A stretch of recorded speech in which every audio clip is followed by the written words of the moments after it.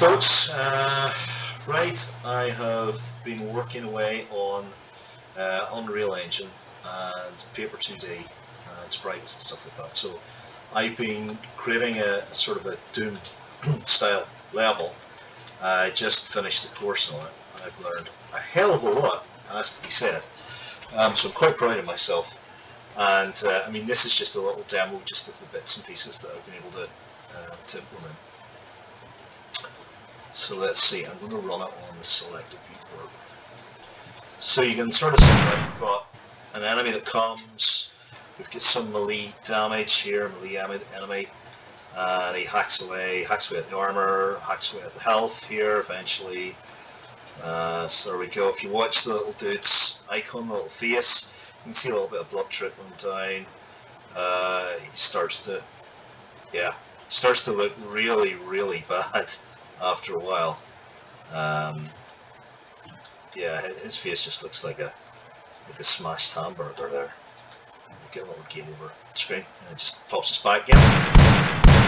So kill that enemy, and then let's move to shotgun. So this is a projectile based enemy, so obviously he hits you, the same amount of damage. You'll see that we've got a nice little ammo status on the left and ammo on the right. That's pictorial. It's a pictoriograph. So as I go down, you should also see a wee bit of blood come out of the enemy sprite there. So we have different coloured doors, a la Doom. We've got some weapon pickups. So this is the saw. I love the saw. We've got ammo crates there, so you can see I've just picked up the standard bullets. There's 200 now. That's going through this door, and we encounter this dude here. Oh, these two dudes. So let's move them down. So I'll show you what happens with the barrel, the minigun.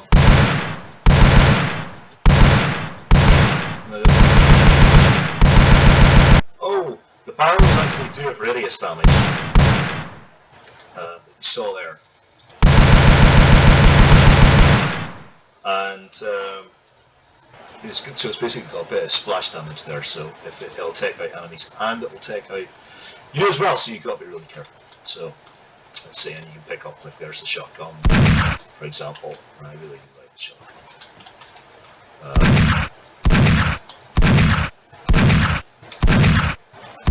Let's take out these guys with that. You can pick up the little gargoyles here and there. Just stay back, but let's take care of it. So we've got little health pickup, so you pick up the health from 76 at the minute, goes up to 100, and you can see the face is back to normal. Keycards. So if you have a little look down at the bottom right, just beside the ammo icons, you'll see there's 3 little empty slots. So whenever I go in here, you've got an orange keycard, and that will enable me to open the orange door. There we go. We've got a red key card, we've got armor, and we've got another little item pick up the saw. So, just to show you, I cannot enter these doors unless I have a key card. So let's grab the armor here. So we're up to 50 again. Let's grab the saw. I do have plasma rifles, and I do have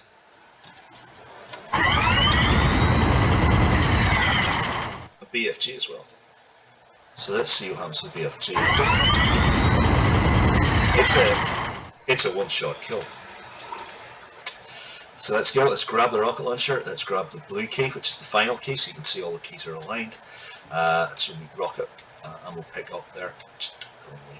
But it's just to show you the different features. So now I can go to the blue door here, and yeah, I can pick up the BFG. But let's stick to the rocket.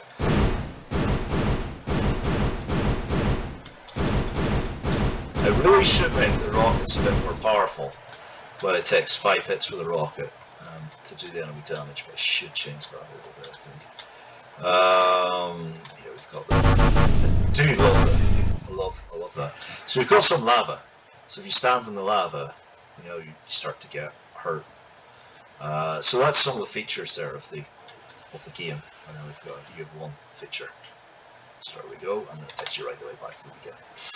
obviously I can take you to the next level if I create another level. So yeah, just let's have a little look at what we've got. So so within our enemy class, these are basically children, melee and ranged are children of the base enemy.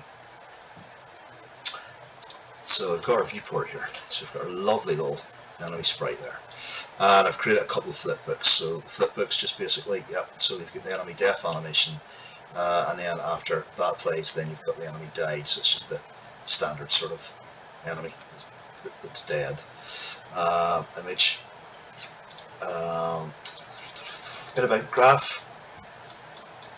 And I've learned that we definitely should comment these things. This is how it handles death. So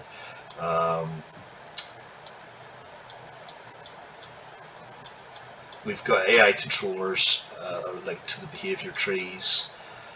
We've got our collision. A collision gets deactivated after the enemy dies. We want to set the relative rotation to the so the player can see it, because they're sprites, right? So they're 2D.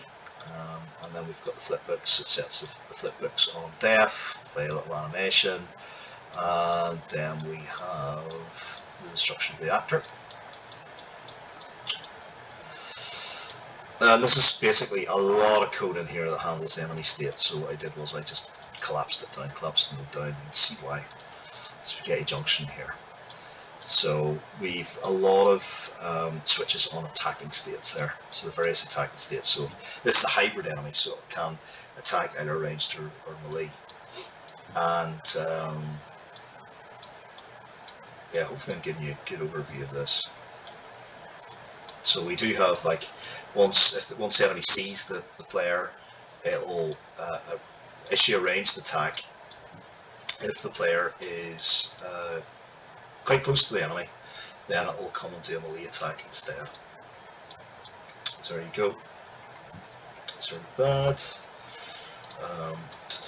Enemy vision, so this is the pawn sensing. So basically, if the enemy sees you, then it comes along and grabs the blackboard that links to the task to see the player. And we've got two attack systems here. So we've got the melee attack system, and the line trace for it is quite short. And then apply damage, and then we've got a ranged attack as well here. And that's about it. Handle enemy rotation. So there's basically it's always facing towards the sprite. It's always facing towards the player. I've done that for all the 2D sprites, because that's pretty important. Let me see, what else should I show? We have enemy blackboards. So this is, I always think these are almost like animations, but we've got here, you can see player within range. And then we see we've got our behavior tree. So our hybrid enemy behavior tree, it kind of does the whole thing of checking where the player is. If it can't see the player, it just moves to a random location, just moves around, waits for 2 seconds. So this is your randomly move task. If it can see the player and it's within range, then it starts a melee attack. If it can't see the player and it's within a projectile range, then it's just projectile task. I've got a melee enemy and a ranged enemy that are kind of deviate from this. Basically, just if you're a melee enemy, removes the ranged attack stuff. If you are a ranged enemy, removes the melee there. We have keycards and stuff like that.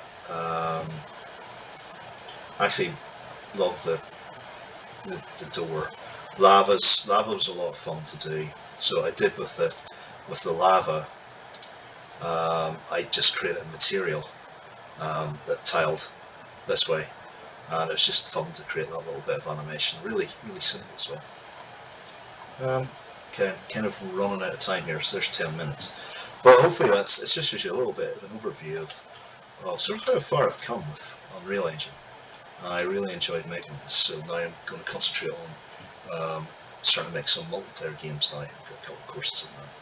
So thanks for watching, and if you're interested in learning more about me and real skills that I have, give me a shout.